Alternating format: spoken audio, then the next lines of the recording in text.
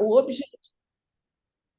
Colocando. o objetivo dessa reunião aqui foi trazer esse último capítulo aqui da Rudinesco, desse livro da Rudinesco, né?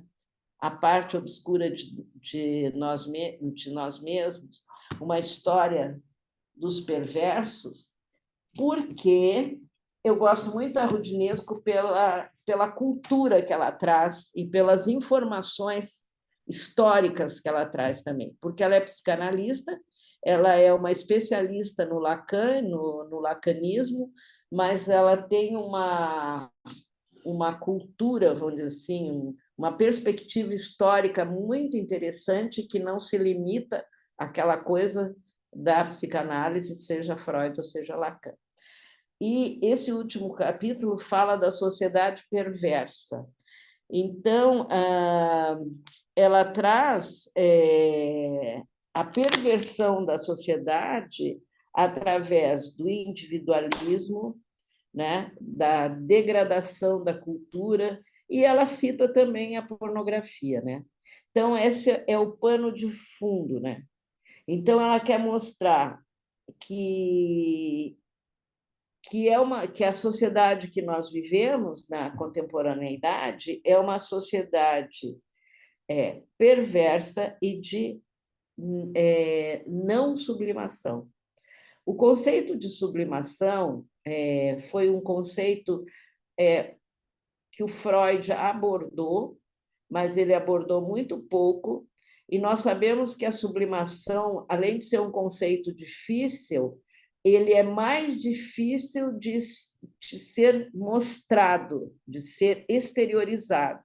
Acho que a melhor forma de apresentar a sublimação, quando a gente fala da sublimação na psicanálise, é pela obra de arte. Nós vimos isso principalmente naquele texto do Leonardo, né, nas lembranças infantis de Leonardo da Vinci, do Freud, que como é o nome dela que apresentou aqui? Escapou o nome. Ah, Foi Milena. como é? Milena. A Milena. A Milena apresentou aqui. Então, dá para ver que o Freud faz todo um trabalho em relação ao problema e à obra de arte, mostrando como o inconsciente e as manifestações do inconsciente são tratadas de forma subliminar e sublime pela obra de arte. Então, ela mostra isso e vai mostrar que na sociedade dita perversa há pouca sublimação, né? Nós somos uma sociedade mais primitiva, né? Nós temos muito de primitivismo, apesar desse lustro cultural, né, que a sociedade se apresenta, seja através da cultura, da política, principalmente, né? Existe esse lustro, mas por trás desse lustro tem algo de muito primitivo e onde está a expressão perversa. Bom, uma outra coisa muito interessante que ela apresenta, que me interessa muito, é essa relação que ela faz à animalidade. Por quê?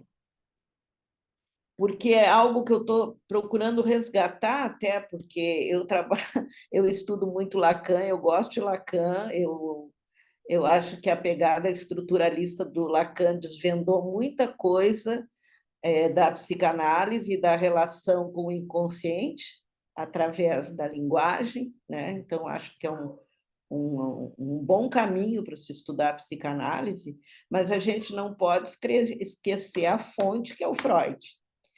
E Freud, tá? Como bom autor do século XIX, ele é um naturalista, né? E esse naturalismo freudiano, ele não deve ser abafado, porque esse naturalismo freudiano está muito ligado à ciência, está muito ligado aos trabalhos do Darwin, né? Então, hoje, que na sociedade nós temos duas correntes aí para pensar a sociedade, nós temos uma perspectiva darwinista e nós temos uma perspectiva criacionista. Na perspectiva criacionista, vocês sabem, né, é a fonte de todas as religiões, é que a humanidade ela é descendente de Adão e Eva, né? Então, de um mito, digamos assim, humano. E o darwinismo a corrente que se pauta pelo darwinismo é através da evolução da espécie. E quando a gente fala evolução da espécie, é claro que a gente se reporta ao animalismo, né? E esse animalismo ele está presente principalmente nos grandes símios, né? Que são os macacos, principalmente os gorilas, e toda essa formação desses animais, chimpanzés, gorilas, grandes símios e tal, e humano, né? Aonde que está o contato entre o humano e esses grandes símios, né? Essa é uma questão que vem sendo estudada pelo comportamentalismo, porque o comportamentalismo vai apresentar alguns experimentos de que esses animais eles são capazes de aprender, de contar, de localizar palavras, né? Então, daqui a pouco estão dando até uma característica, né, de linguagem eles têm, mas uma linguagem codificada que nem a nossa. Então, essa parte, né, tem sido muito trabalhada por diversas correntes na filosofia, e na etnologia e também na biologia. E a Roudinesco, ela resgata isso, né? Ela resgata isso a partir das perversões. Então, ela vai mostrar que os animais e os humanos têm relações, e uma das principais relações são as relações sexuais. E como é que se dão essas relações sexuais? E como é que se dão essas relações sexuais entre as duas espécies, humanos e animais? Então, ela mostra, dá exemplos das grandes aberrações entre humano e animal, né? Como que na história a gente contempla e visualiza essas relações entre humanos e animais. E como sempre o animal esteve subjugado pelo humano, né? Então, como que o homem se serviu do animal nessas relações sexuais? Então, isso ela chama perversão. Ela diz que aí está o ponto de perversão, né? Porque uma relação obscena entre os animais, que é obscena para nós, mas natural para os animais, né? É uma relação normal, obscena para nós, natural para os animais, com algumas características diferentes, porque ela coloca muito bem que pensamos sempre, né, que os animais não tinham as mesmas sensações nossas, né, que não tinham erotismo, que não tinham prazer, né, prazer sexual direto, sim, mas não prazer adjacente, né? E ela coloca lá que não, que pelas pesquisas nós vimos que dos macacos, o bonomo era um animal que ele tinha as mesmas reações dos humanos, nas suas relações intrínsecas, né? Então, tem essas características entre nós e os animais, as diferenças e as similitudes, mas também tem as relações entre humanos e animais, que aí gera a questão da perversão. Marcos. Perguntar se a senhora quer que eu coloque o slide. Do Bonomo? Isso. Todos. Não, não, deixa eu só terminar esse pedacinho e tu já coloca o slide. Então, o que aconteceu? Esta relação entre humanos e animais nos atos sexuais se chamou bestialidade, né? No sentido do uso perverso do corpo dos animais. Isso se chamou androzones, né? Que era a perversão com os animais. Eu não sei se vocês leram o texto, mas tem um relato lá que ela fala da Teodora, né? Que é uma, não sei se ela é uma imperatriz ou se ela, eu sei que é uma mulher que viveu, não tenho aqui, deixa eu ver se tem, se eu lembro onde está.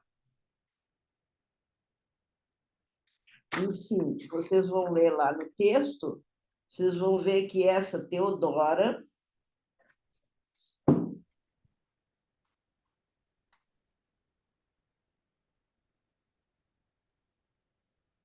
Era filha de um domador de ursos no século VI. a Teodora? Isso. A Teodora, ela colocava alguns grãos na vagina para que um ganso viesse, picava a vagina dela para ela sentir prazer.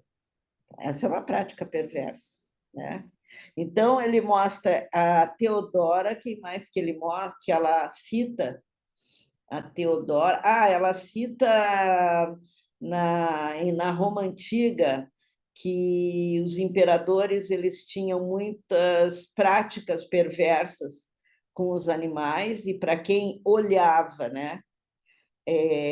Achei engraçado que não sei qual é o imperador romano lá, que ele colocava as moças embaixo da água para que elas viessem beliscar os testículos dele e que ele chamava essas mulheres de peixinhos. Então, são práticas perversas, tá?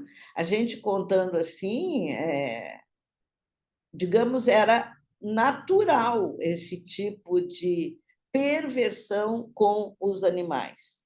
E na bibliografia psicanalítica tem no relato do Homem dos Ratos esse prazer, né, de quem faz isso, não de quem se submete, do rato entrando pelo ânus.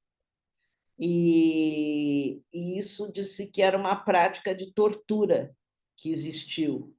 Então, esses relatos, assim, parecem que eu estou falando aqui, mas eu estou falando não para ilustrar, eu estou falando para mostrar para vocês aonde que está a perversão. Tá? A perversão é infringida aos animais pelo homem. Então, o perverso continua sendo o homem.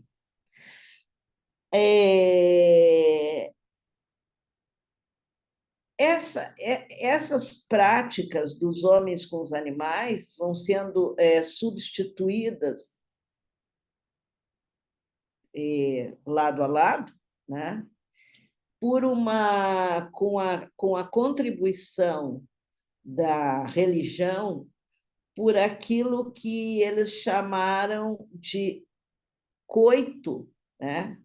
Coito a tergo, ou seja, o coito frente a frente, que essa era uma característica que não é própria dos animais, né? Então, mais uma bendita diferença do homem para os animais, que se chamou, por causa da religião, posição de missionário. né, que é frente a frente. O que isso nos leva a ver? Isso nos leva a ver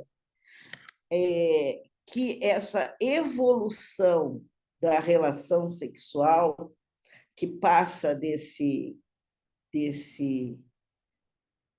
animal com animal, animal com humano, e finalmente humano com humano, mostrando a diferença, né, aí tão característica de que há realmente uma diferença, onde entra nessa diferença a questão do erótico, que nós já vimos que tem uma exceção em relação aos animais, principalmente nos primatas, que é desse bonomo. Pode botar, Marcos, para mostrar a diferença. Inclusive, tem um outro slide que o Marcos vai mostrar, que até coloquei lá, não sei se vocês viram, porque dizem que o animal não tem o mesmo tipo de excitação do humano e nem as mesmas características do humano. Mas tem um animal que que disse assemelhar-se muito ao homossexual. Vocês sabem qual é? Bom, vamos começar pelo bonomo. A observação dos bonobos jogou por terra todos os pontos de vista. Primos dos chimpanzés, esses símios excepcionais formam uma estranha sociedade na qual machos e fêmeas parecem antes atraídos pelos prazeres do sexo e da comida que pela conquista e a dominação. Eles copulam face a face, posição de missionário, coito a tergo, tá? Conhecem a prática da felação, da masturbação, e possuem uma sexualidade que não é diretamente ligada à reprodução. Esse é um outro ponto importante. O prazer da copulação que não seja a reprodução, tá? Às vezes, os machos têm relações com outros machos e as fêmeas com outras fêmeas. O orgasmo partilhado pelos dois sexos gera manifestações de prazer intenso. Eu não sei se vocês estão lembrados que lá no Lacan ele vai falar, quando ele fala do homem e da mulher, ele vai dizer que anatomicamente nós temos o homem que tem um pênis e a mulher que tem uma vagina. Então, anatomicamente são dois: homem, mulher, macho, fêmea. Porém, o Lacan mostra isso com muita sabedoria, e acho que é uma contribuição importante até para quem é adepto da causa feminista, né? Que não existe uma diferença apenas entre o homem e a mulher e aquela ideia de que existe uma inveja do pênis, né? Que a mulher não tem e que o homem tem. Então, que haveria toda a estrutura de sexualidade estaria baseada nessa inveja do pênis. O Lacan ele coloca homem e mulher numa perspectiva lógica, onde a mulher é apenas uma posição diferente do homem, é uma posição em relação ao homem, né? E essa lógica do posicionamento feminino é uma grande contribuição que ainda não foi muito explorado pelas feministas e pelo feminismo, porque se há uma questão de posição, há uma paridade entre homens e mulheres. Mas aqui, do ponto de vista naturalista e não estruturalista, o que nós temos nesses chimpanzés, né, é aquela evolução natural dos símios, com essa diferença. E outra coisa que não é a Roudinesco que apresenta, é um outro autor, ele apresenta as características dos animais muito semelhantes com as características do humano, para mostrar que somos ramos diferentes, animal, humano, aquela clássica separação, né? Exemplificada pelo chimpanzé e homem, né? Seguindo essa tradição aí evolucionista, esse autor mostra que tem pelo menos um animal que consta na história que é homossexual. Vocês sabem qual é esse animal? Alguém sabe? Mas nós sabemos. É a hiena. Pode mostrar, Marcos, aí a história da hiena. A hiena é capaz de mudar de sexo todos os anos. A hiena simboliza a perversão desde os mais antigos bestiários. Artemidoro escreveu, no século XI, a hiena designa um invertido com moral ignóbil. Isso está nas Perversões Sexuais do Gerard Bonnet. E isso é eu fiz questão de trazer esse aspecto aqui da hiena, que ela, vocês sabem, homossexual ou invertido. Foi a primeira caracterização, né, de perversão. Né? O primeiro perverso foi o homossexual. Apesar da criança, nos 3 ensaios sobre a sexualidade, Freud nos apresenta a criança como um perverso polimorfo. Então, o homossexual e a criança. A criança é um perverso polimorfo porque ela se satisfaz, ela erotiza seu corpo em todos os aspectos, na boca, no ânus, nos mamilos, na pele, principalmente na pele. Então, o Freud apresenta isso como uma perversão polimorfa, né, da criança. E se está na criança, está no adulto. Né? Então, como diz o Freud, a criança é o adulto, é o herdeiro da criança. Então, nós temos lá, no século XIX, Freud, numa correspondência com Fliess, na sua correspondência de 1887 a 1904, ele apresenta para a sexualidade o trio infernal. Qual seria o trio infernal? Começamos aí pela hiena, mas não pelo animal hiena, mas pelo homossexual. Esse é o primeiro do trio infernal, da perversão. O segundo é a criança masturbadora. E o terceiro é a histérica. Por que seria a histérica? Porque a histérica, ela rompe, ela é perversa porque ela rompe com todos os padrões. A histérica, nós temos na neurose o obsessivo e a histérica. Um neurótico ou é obsessivo, geralmente os homens, ou histérica, geralmente as mulheres. Né?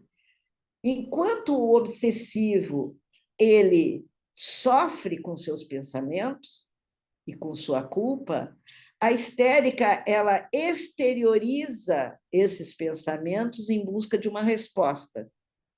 É por isso que a histérica faz qualquer negócio para obter essa resposta. Lá na lógica lacaniana, a histérica é aquela que está sempre inquirindo o mestre. Quem é aluno e professor conhece muito bem isso, né? Tem aquela aluna chata que está sempre perguntando para o professor e nunca se satisfaz com a resposta que o professor lhe dá. Então, no discurso do mestre, é bem isso, lá no Lacan, né? O S2, o outro, está sempre inquirindo o mestre, sempre querendo respostas. Essas respostas é uma forma de satisfação erótica. Quando o homem responde à mulher, ela se satisfaz com a resposta. E essa satisfação é uma satisfação erótica, né? Então, é uma forma perversa de lidar com a sexualidade, assim como o homossexual ou a hiena, né? E a criança masturbadora.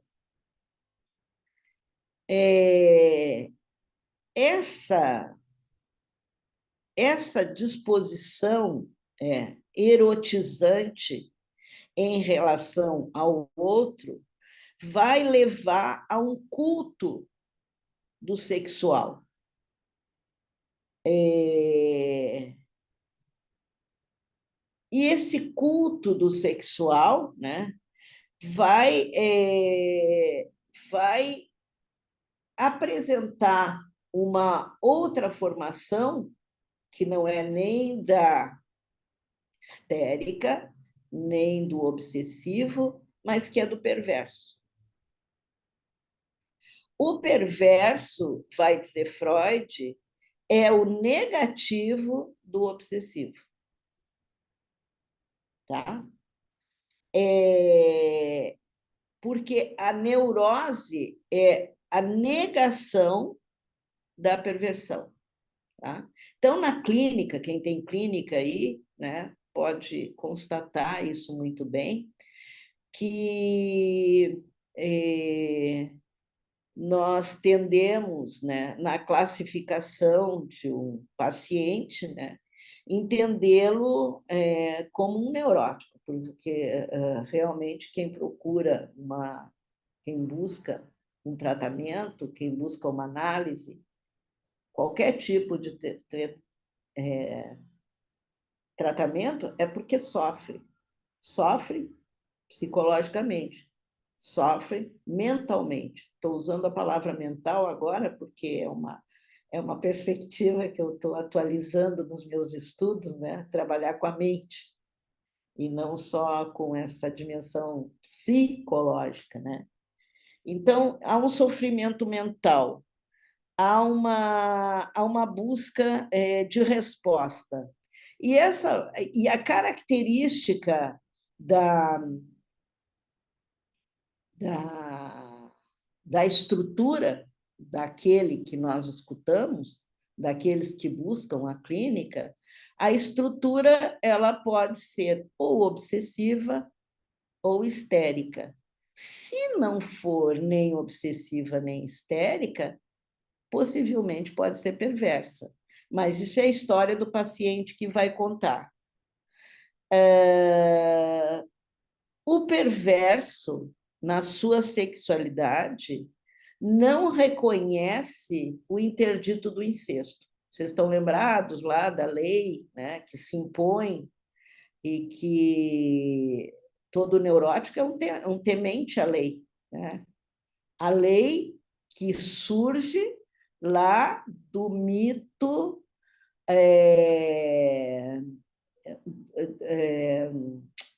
como que fala? Lá da...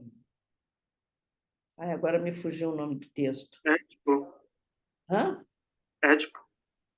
O Édipo é a base. Não, mas o texto do Freud lá, que fala do pai que gozava de todas as mulheres. Primeiro? Totem e tabu. Totem e tabu. Se vocês querem entender a estrutura, leiam Totem e Tabu, o último artigo de Totem e Tabu, porque lá vocês têm a estrutura familiar, né, do pai, que goza de todas as mulheres, e dos filhos, e do interdito que o pai coloca em relação aos filhos, que é o interdito do incesto. E aí, com esse interdito do incesto, nós interiorizamos a lei. Eu não estou falando da lei dos homens, da lei moral, estou falando dessa lei interna que rege nossas relações. sociais, evidentemente, né? A relação de um com o outro. Então, o perverso, ele não reconhece esse interdito do incesto, ele avança. Tá? É por isso que lá em Lacan, quando ele vai tratar, acho que é no seminário 19, não estou bem certa, da perversão, ele vai falar de algo que se chama perversion, em francês, ou seja, a versão do pai, porque o pai é que impõe a lei, o pai é que regula esse para aí. Não, vocês são filhos, vocês não são pais, vocês não são o Todo-Poderoso, então vocês têm limites. Infringir o limite é perversão, né? Dentro dessa estrutura edípica. Outra coisa que o perverso também não tem é o recalcamento. Perverso não tem recalcamento. Perverso é sempre de boa. Tá? Não tem inibição. Por isso que ele é perverso, porque senão não seria. Não tem inibição, não tem limites, né? Porque o limite ou é a lei moral, ou a lei do pai. Porque muitos não agem para não infringir a lei moral, o que é coerente. Mas muitos não agem por não infringir a lei do pai. Quem quer e não age, o que acontece com esse sujeito? Recalca. Deixa guardadinho lá embaixo. Mas não pense que isso nunca vai aparecer algum dia. Pode aparecer algum dia, a volta do recalcado, né? Mas o perverso, então, ele não admite o interdito do incesto, o recalcamento e muito menos a sublimação que nós falamos aqui. E nem a culpa, né? Sim, a culpa. A culpa está diretamente relacionada a, a essa relação ao pai, né? Ou à mãe, né? Porque pela via da mãe aparece essa culpa em relação ao pai. Nós vimos, eu e o Marcos, um filme, né, Marcos? Acho que dá para ver bem isso aí, porque nós ficamos em dúvida nesse filme se o sujeito era um perverso ou se era um neurótico. Para mim, na minha visão, ele era um neurótico porque ele tinha culpa. Porque aquele que age sem culpa exprime sua perversão.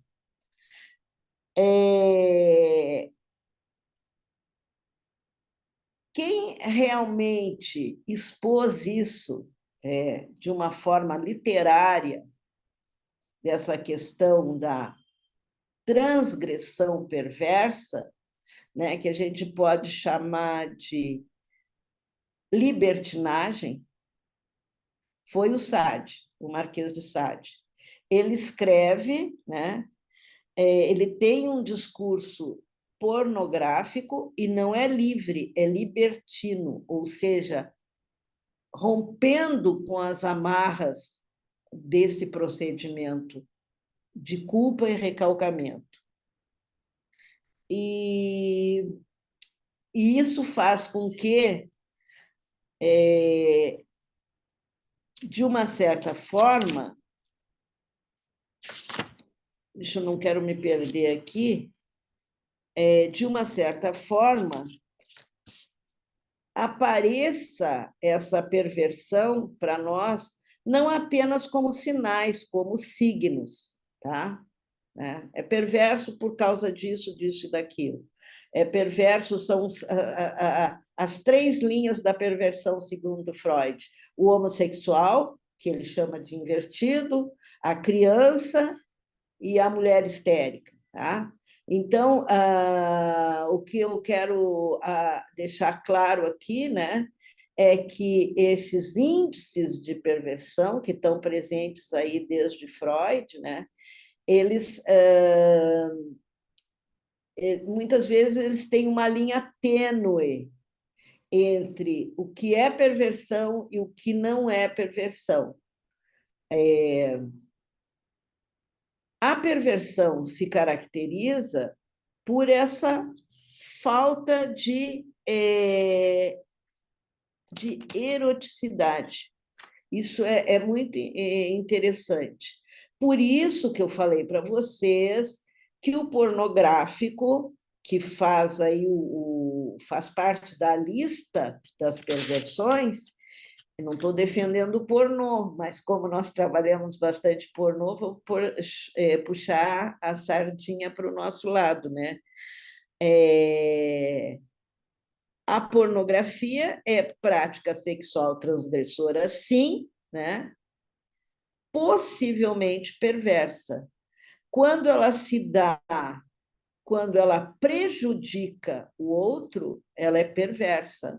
Mas a pornografia, ela pode, de uma certa forma, trazer os benefícios do erotismo, né? Para um casal, num ambiente fechado, quando ela não é exposta, porque quando ela é exposta, nós já estamos apresentando a pornografia socialmente. E a pornografia socialmente, ela não é aceita dentro dos nossos padrões éticos e morais. Vocês estão entendendo a sutileza da coisa? A perversão, ela existe, mas como que ela se apresenta, né? Então, a Rudinesco, ela traz isso tudo. E mais, quando ela fala de uma sociedade perversa, né?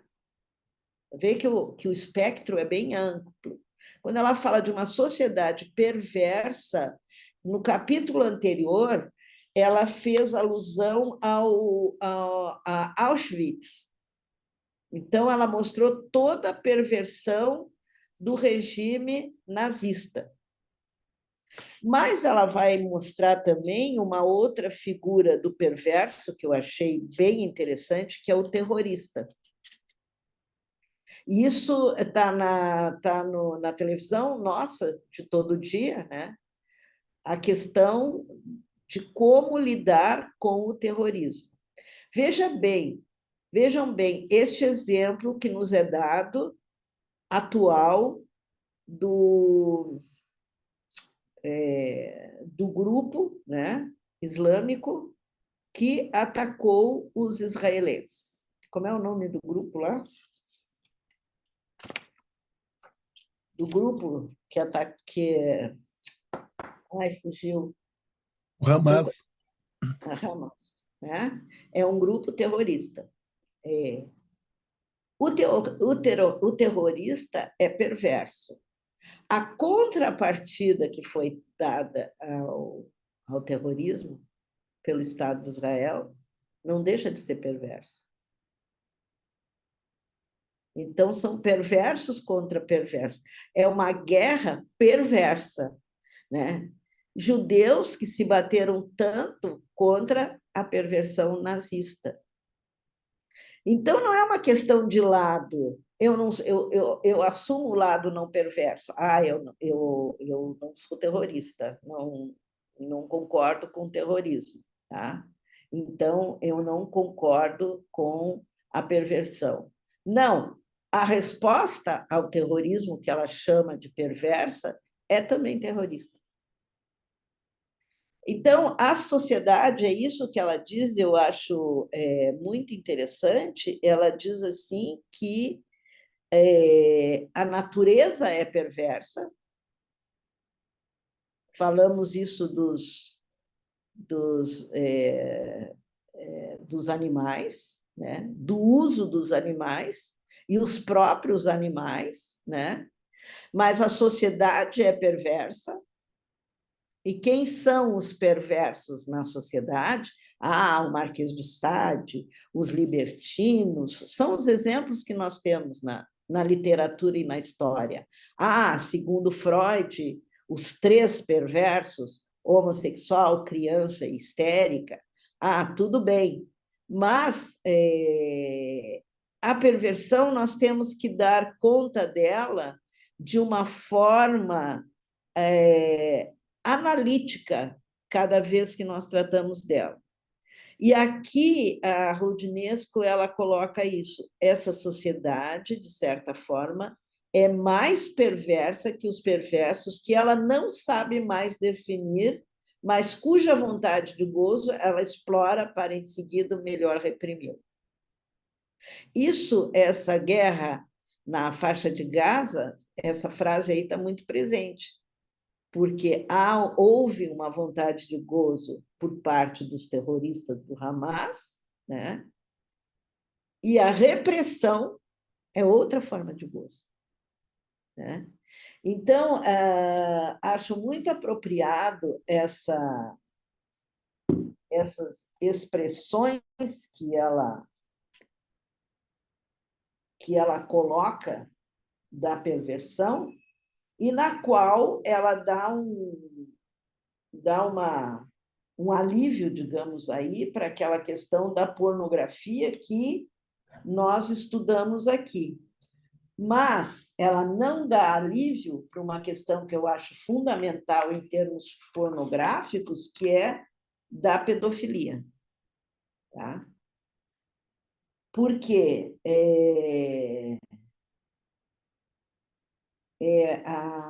a pedofilia é além de uma perversão, ela tem uma conotação de abuso sexual que envolve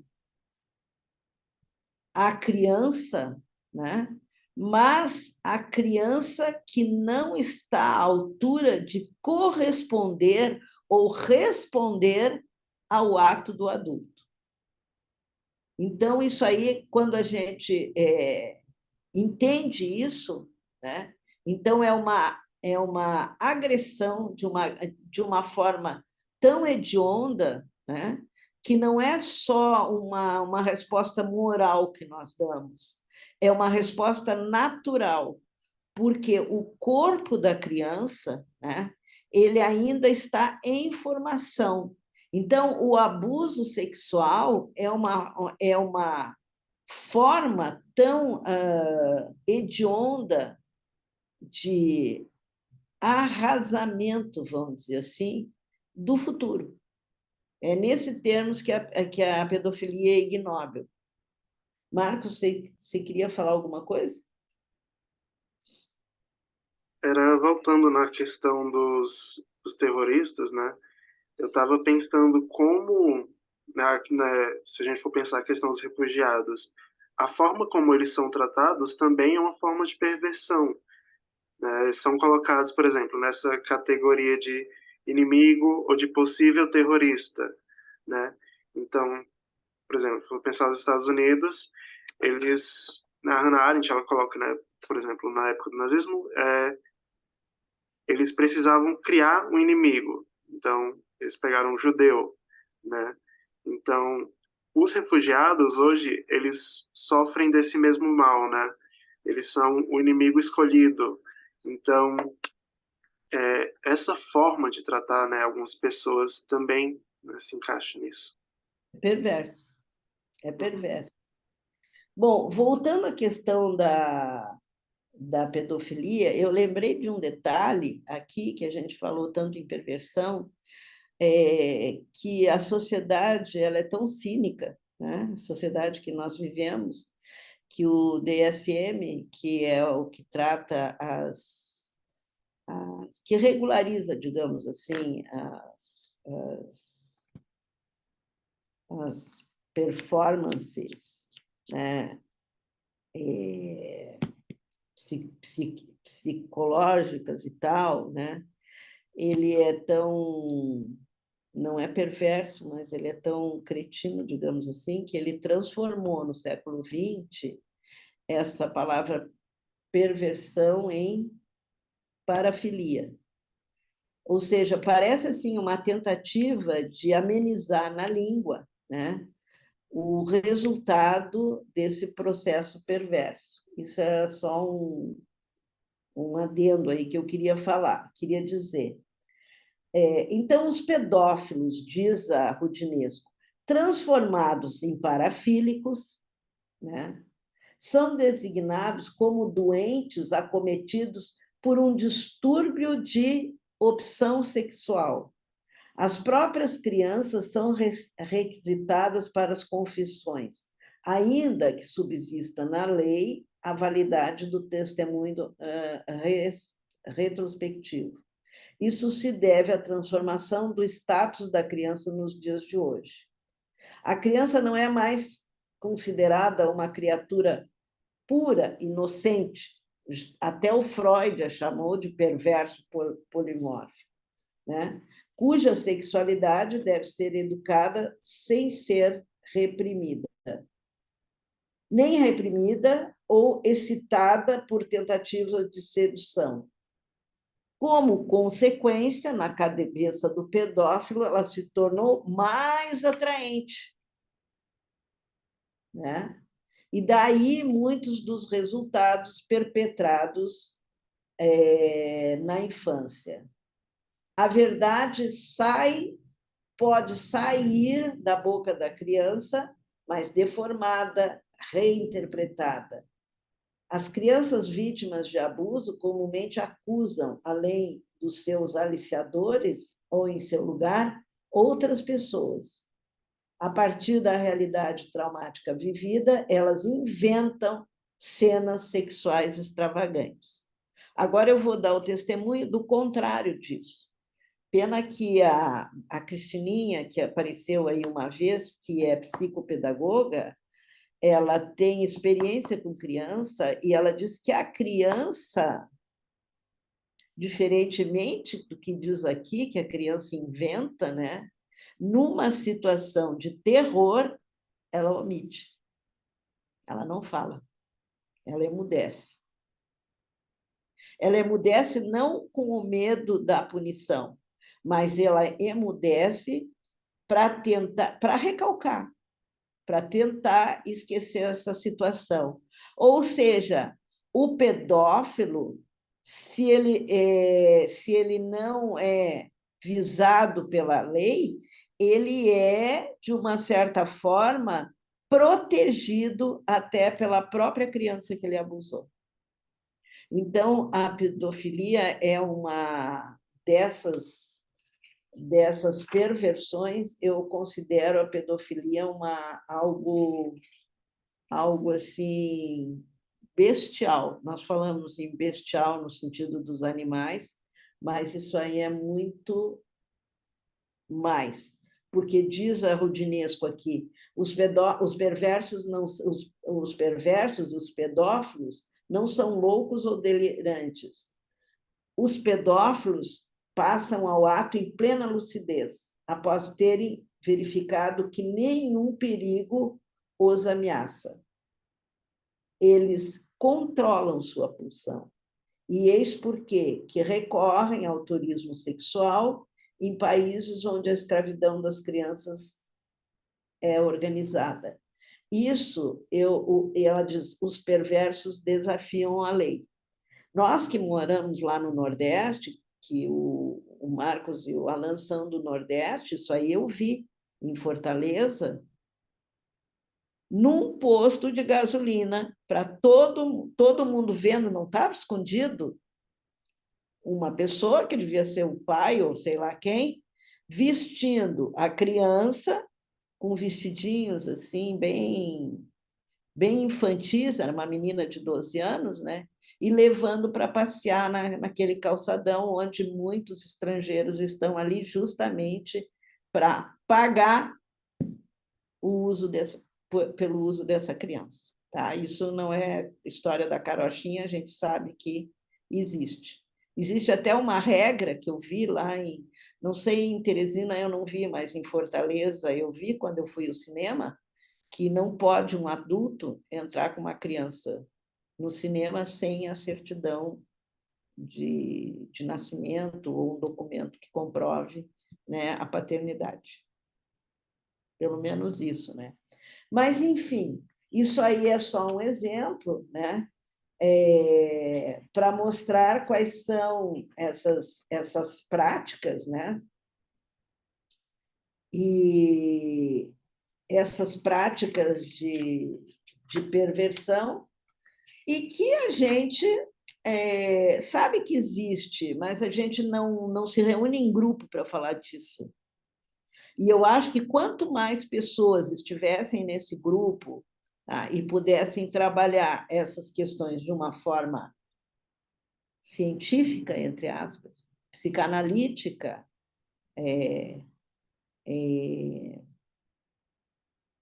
digamos assim, ética, né? Nós teríamos mais resultados, né?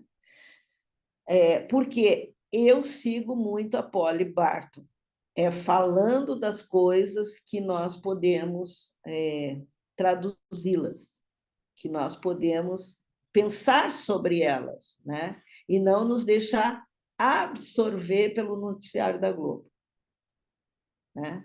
Então, uma outra coisa que eu até pedi para o Alain participar da reunião, é que tem uma solução que ela apresenta aqui no final do texto, que é a teoria queer. Por quê? Porque ela vai dizer, leiam o texto, vocês vão ver como o texto é interessante, não dá para tratá-lo todo aqui, né? Ela começa lá com os travestis, com os travestismos, e ela vai dizer que a primeira travesti da história foi a Joana d'Arc, né? Isso eu achei bem legal, porque o que a gente conhece da história da Joana d'Arc é que ela era uma jovem, então ela não podia ser soldado, então ela se travestiu em soldado para poder lutar pela França, e foi ela, né, que salvou a França do domínio inglês. Mas aí ela fala do travestismo, tá? Que, em geral, é um homem que goza por ter assimilado a um objeto vestimentar através do qual dissimula seu próprio sexo, exagerando até o estereótipo, as características de uma feminilidade de aparência. Tá? Então, ela vai falar do travestismo, e depois ela vai falar que pelo travestismo ela entra na questão dos transexuais, dos homossexuais e dos transexuais, e aí teria que ter pessoas especializadas para falar nas diferenças, porque até hoje eu capengo para assimilar bem essas diferenças, né? E ela vai, quando ela fala dessas heterossexuais, né?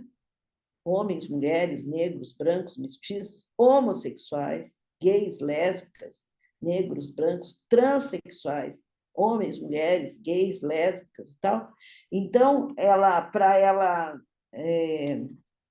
falar dessas práticas transgressivas apresentadas nessa classificação que nós ouvimos todos os dias, que aparece todos os dias nas nossas leituras, ela vai apresentar aí a questão da teoria queer, tá? A queer theory.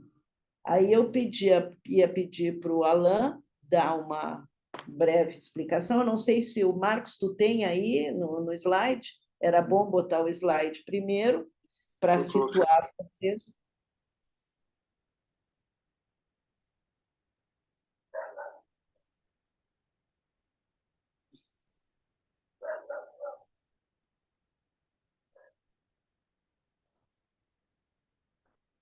E aí o Alan confere se ele está de acordo ou não, né? Que a queer theory é provavelmente a versão mais radicalizada, não apenas de uma vontade de desconstruir integralmente a diferença sexual, como de um projeto visando a abolir a ideia de que a perversão possa ser necessária à civilização. Essa teoria rejeita, ao mesmo tempo, o sexo biológico e o sexo social, cada indivíduo sendo reputado livre para adotar a qualquer momento a posição de um ou do outro sexo. Suas roupas, seus comportamentos, suas fantasias, seus delírios. Daí a afirmação que as práticas sexuais transgressivas, promiscuidade, pornografia, fetichismo, voyeurismo, não passariam do equivalente das normas promulgadas pela sociedade dita heterossexual. Aí eu abro agora esse espaço para o Alan falar alguma coisa, porque disso eu entendo muito pouco. O meu melhor amigo, que faço sempre questão de falar aqui, Sérgio Fonseca, que morreu aí durante a pandemia, era um especialista nesses temas, mas ele nos deixou apenas a saudade. Pois bem, Cristina. E eu fui o último orientando dele, inclusive. E exatamente na teoria queer, né? Buscando. Não, tá perfeita a descrição do que seria a teoria queer, né? É exatamente o assumir, né? Sobretudo a partir do recurso linguístico, né? Aquilo que, por exemplo, os termos pejorativos que a gente usa para descrever, por exemplo, no caso aí, não somente os homossexuais em si, mas pegando mais radicalmente as pessoas transexuais, né? Porque no período que, então, a teoria queer é discutida, sobretudo a partir da Judith Butler, né? E a partir da leitura do Michel Foucault também, nós vamos ver que ser homem hétero era tranquilo, e é ainda hoje tranquilo, mas também ser ter práticas, que isso eu não estou dizendo que é homossexual, tá? Por causa a gente, pegando a partir da leitura genealógica, é uma invenção. Então, a partir inclusive o texto nomeia, né? Inclusive quando situa o fator histórico, a primeira vez que o termo homossexual é utilizado, sobretudo pelo norte-americano, por um psiquiatra, eu não estou lembrando aqui o nome dele, mas o texto menciona que esse psiquiatra nomeia, né, como homossexualidade. Mas antes, como o Michel Foucault traz, eram os sodomitas, enfim, havia outros nomes que a gente não propriamente diria homossexual. E esses termos que eram tidos como pejorativos, por exemplo, viadinho, que traduzindo queer na língua portuguesa, estaria mais próximo do viadinho, né, que a gente usa hoje. Termos que tipicamente regionais, que se utiliza exatamente para ofender, né, para desclassificar. Mas não é só um desclassificado, simplesmente, mas patologizar. Né? Então, a questão está em torno disso. Quando se chama alguém, no Maranhão a gente chama de coalhira, quando a gente chama de alguém de viadinho, o que soa inicialmente que é para ofender, na teoria que traz, assume, pega e subverte isso. Sim, daí eu sou viadinho, e aí qual o efeito que isso vai ter? Né? Então, por exemplo, as pessoas transexuais, naquele período, sobretudo, quando chamavam de viado, enfim, elas, sim, sou viado, e daí? É tal que o queer, pegando a partir da leitura filosófica, necessariamente ela não é a identidade, e sim a não identidade, na realidade. Né? É o não outro, não é outro, porque a ideia de identidade presume o outro, né? A existência de um eu e de um outro que seria uma segunda identidade identificadas. Então, mas na teoria queer não existe o não outro, é exatamente esse lugar que para sustentar que a Butler usa o conceito de abjeto, o nauseante, né? Então, o que dá nojo.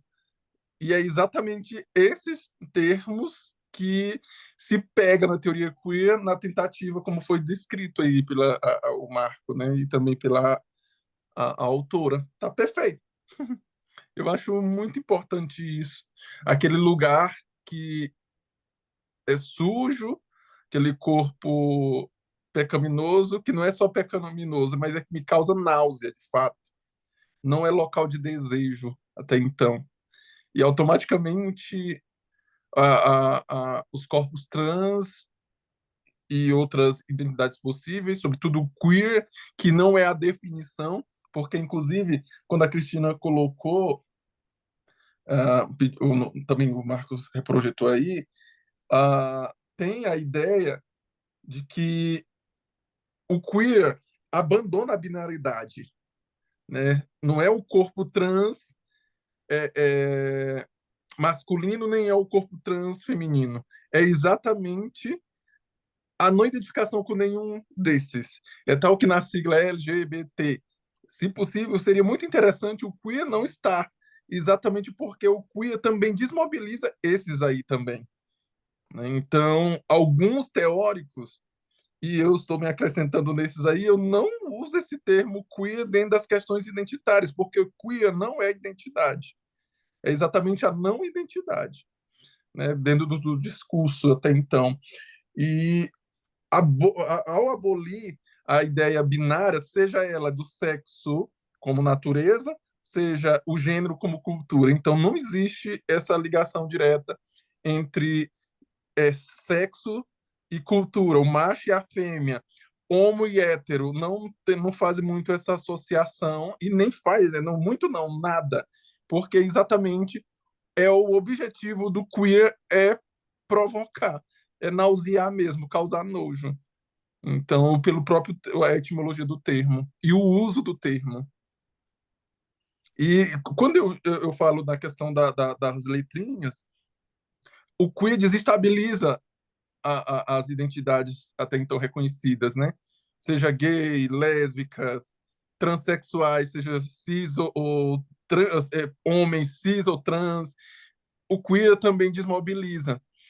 E quando a Cristina falava isso, é exatamente a sutileza que a gente observa nos discursos, nas leis, né? É muito simples colocar LGBT, gays, lésbicas dentro das políticas, por exemplo. Mas o queer não, porque o queer é exatamente aquilo que a lei não entende como sendo o sujeito, né? Ele é o objeto, né? Então é o que motiva a lei para punir, seria isso, mas ele consegue escapar exatamente disso. Então, mas é sustentáculo, tá? Da política. Que, inclusive, quando no encontro passado, quando eu estava, a gente fala da permanência do objeto para estruturar, de fato, aquilo que se torna norma, né? Por exemplo, o objeto, ou melhor, o homossexual na estrutura hétera, ele é necessário para que o desejo hétero se perpetue, ou pelo menos para ele se reafirmar, e, né, que inclusive o termo a partir da teoria queer que vai dizer como sendo heteronormativo, que inclusive não existe, por exemplo, tem uns neologismos aí que é cis, heteronormativo, eu digo, gente, só heteronormativo já é mais do que suficiente, porque já se entende, né, subentende, já está designado que o hétero, não importa se ele é trans, se ele é cis, é normativo. Uhum. Então, a teoria queer surge exatamente nesse contexto, né, de reivindicar essa civilização, né, como o termo usa, ou que é possível que esses corpos sejam civilizados. O queer quer se reconhecer como queer mesmo, né? Então, é quando evoca, né, o viadinho, ele surge como o viadinho, não é como homossexual, não é como gay ou como a sapatão, não. É o viadinho mesmo, é o nauseante mesmo. E isso a teoria queer traz muito bem. E é isso, Cristina, que até então. É a Butler que trabalha mais isso, né? Perfeito. O Marcos, você queria falar alguma coisa? Eu ia colocar alguns pontos, né? Uhum. Quando ela né, meio que traduz o queer como viadinho, eu particularmente discordo, porque, por exemplo, essa palavra no português a gente usa para se referir ao homem, né? Então aí já meio que tem um problema já na tradução, né? E outra é que no inglês essa palavra tem uma outra função que eu gosto, que ela significa alegria, né? O uso principal dela em inglês é para falar alegria. Assim, é um uso um pouco já vem caindo de moda, né? Hoje em dia você fala happiness, happy, tem também o glee, mas também o queer também isso se encaixava nisso. Exato, porque mas ali quando se pensa o traduzindo, porque não existe uma tradução literal normalmente para o queer, porque pode soar estranho. E quando o que é o estranho aplicando seria o viadinho, seria essa associação a sapatão, a caminho, não é nem só a homossexual ou a lésbica, não, é a caminhoneira, aquela que confunde os sentidos. Não é necessariamente o, a trans, mas é o viadinho que questiona, seja a lei natural ou a lei cultural, seria isso. É O que o é corpo estabelecido abjeto, culturalmente ou natural. é o corpo abjeto mesmo. Uhum.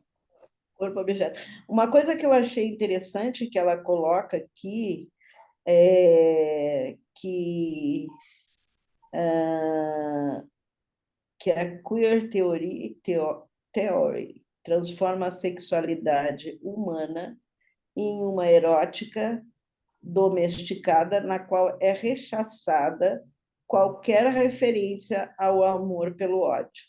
Ela é, de certa forma, o avesso inteligente e sofisticado das classificações do DSM, ou das classificações que nós conhecemos: homossexual, transexual, heterossexual, cis, sei lá, o escambau. E aí e que ela diz pode-se então sustentar que, seja qual for, porventura, a extrema acuidade de suas análises, esse discurso de reconversão das figuras da sexualidade perversa numa combinatória dos papéis de posturas é uma nova maneira de tratar a sexualidade. Alguém mais queria dar alguma contribuição? Porque esse tema é super interessante, né?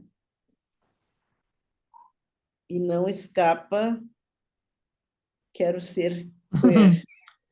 É, Rafael, muito bom. Parece que foi assim uma solução, mas qual é a origem? Aonde que surgiu esse movimento queer? Foi nos Estados Unidos? Ah, tá. Sim, foi em plena pandemia da AIDS, né? É Ah, exatamente sim, sim.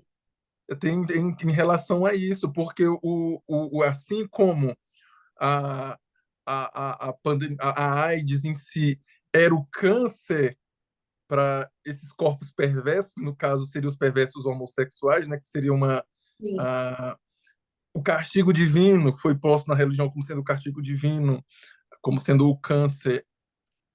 E é tal ponto que isso também é trabalhado dentro do movimento em relação à questão da AIDS, né? Exatamente. Sim, qual é o problema ter isso, né? Ter de fato o vírus, em trabalhar essa questão, exatamente como uma política de subverter aquilo, né? Então, a ideia de subverter o anormal, o nauseante, pelo menos para um aceitável, né? Então seria mais ou menos esse contexto. Foi exatamente dentro do contexto da pandemia da AIDS que a teoria queer ganha grande sustento, né? Pois era aplicado o termo homossexual ou viado exatamente àqueles que de fato estavam predestinados ou que estariam com a AIDS. Então, seria os impuros, né? Então, por isso que o termo, a partir de uma outra leitura até, vem a questão da náusea, né? Aquele Uhum. que causa nojo, porque era exatamente o que esses corpos que eles tinham, que no período da pandemia emitia nojo na sociedade até então. Mas era tão interessante que esses corpos causavam nojo a partir do ter ou não diagnóstico, né? Depois a Butler traz isso. Antes disso, eram consumidos tranquilamente como ainda hoje são, né? Então, mas o contexto histórico está em torno da mesma náusea, do mesmo nojo às pessoas que no caso era tido como uma doença propriamente de homossexuais, Sim. que isso não é verdade, né? É tal que o estranho, o queer, ele pode performar uma heterossexualidade tranquilamente. Então, não tem essa afeição, ou melhor, eu acho esse afeto cristalizado simplesmente ao homossexual, como também a AIDS necessariamente, né, não remete diretamente ao homossexual. E tem um filme, inclusive, que pegando a sua fala, tem Uhum. um filme que é Clube de Compras Dallas. O nome do filme é baseado em fatos reais e é exatamente sobre isso, a questão da homossexualidade na época ser vista como exclusiva a AIDS, né, ser vista como exclusiva da homossexualidade. E aí, quando ele recebe o diagnóstico, é a primeira coisa que ele diz, mas como? Se eu sou hétero, eu não saio com homossexuais, não tem como, não tem a menor possibilidade. Então, no filme, eles retratam bem isso, né, de que realmente era visto dessa forma que você está dizendo.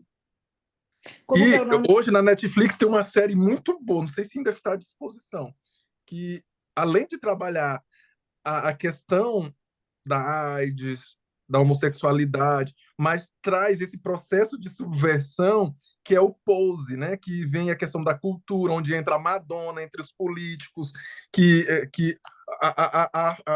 eu lembro muito bem que é isso que, até na perspectiva do Roche, né, a questão da crueldade, da empatia que se tinha dentro dos núcleos hospitalares por pessoas que não seriam homossexuais, pessoas que, pela empatia, estavam ali dentro desse movimento, ajudando essas pessoas e já compreendia como não era isso tudo que a sociedade exprimia, né? Então, Pose, eu creio que traz uma proximidade daquilo que foi o contexto da pandemia da AIDS. Por isso Como que que é o foi um nome do... choque, né, quando a princesa Diana pegou na mão de um paciente com AIDS. Uhum. Virou notícia no mundo todo. Aqui você perguntou o nome do filme, é o Clube de Compras Dallas. Ele foi uma pessoa que foi um marco assim, da homossexualidade em relação à AIDS, porque usavam eles meio como cobaias para medicação, e ele foi em busca de um medicamento que não matava, porque na época estava matando mais do que ajudando as pessoas a se recuperarem, né? Então, é o Clube de Compras Dallas. Eu só não tenho certeza se foi na Amazon ou se foi na Netflix que eu assisti. Muito bom. Gente, queria dizer que espero que tenha sido muito, muito bom o nosso encontro. Quero que vocês falem para os outros para aumentar a nossa audiência. E a gente vai continuar com esses temas, evoluindo sempre com outras questões, mas esse tipo de discussão cada vez mais é interessante. Quem é que queria falar alguma coisa? Quem foi, Marcos, aí, que levantou a mãozinha? Não? Para mim não apareceu. Eu vi aqui na minha tela, o que está bem na minha frente, mas não tem o nome. Não sei. Só o Rafael dizendo o nome do filme que eu havia falado também. Ah, tá, tá bom. Mas, enfim, essa nossa discussão, que começou com a pornografia, né, se estendeu pela perversão, e aqui eu sigo a máxima da Polly Barton, falar de. Tá?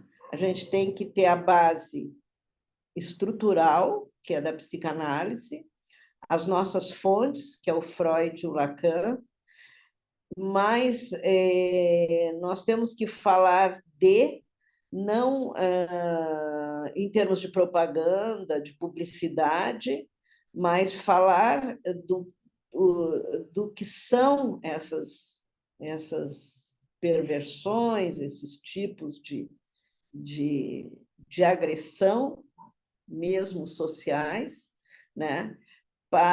Não só para a gente conhecer e ficar mais ilustrado, mas para que a gente possa realmente dar uma contribuição social. Todos nós damos, né? Na medida em que nós somos professores, analistas, estudiosos. Então, eu acho que essa é a grande função aqui do grupo. Tá? Queria agradecer muito e nós vamos continuar com o tema. Eu tenho um programinha lá, mas eu já nem lembro mais, tenho que ver com o Marcos como é que é o nosso programa, e nós vamos continuar com esses debates, e eu peço para vocês convidarem outras pessoas para voltar à nossa comunidade, como foi desde sempre. Tá? Muito obrigada. Tchau, Cristina. Até breve. Tchau, gente. Tchau. Muito obrigada. Boa noite. Boa noite, gente.